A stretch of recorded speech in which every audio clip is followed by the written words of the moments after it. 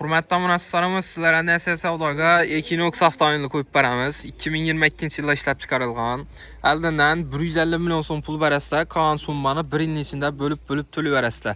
O'zining bahosi 320 million so'm. Ustidan hech qanday pul minmaydi. Kraskalari 100% toza, benzinda. Yumshoq bollar qo'yilgan 4 tona. 5 kun joyda ustup bor.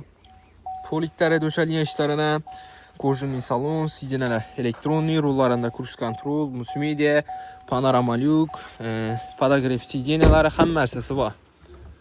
Dostlar, salonlar ham toza turibdi. 2022-yil benzinda mashinamiz.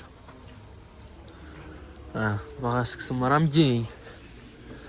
Oldindan 150 million so'm pul berib turib, 1 yil NS Savdoga xarid qilsangiz bo'ladi mashinamiz dostlar. Qolgan pulni 1 yil ichida bo'lib to'lab berasizlar. O'zining bahosi 320 million so'm. Ustidan hech qanday pul minmaydi dostlar. Qiziquvchilar bo'lsa, kelib xarid qilaverasizlar. Qo'shib avtomarketda sotib olib qo'yildi mashinamiz.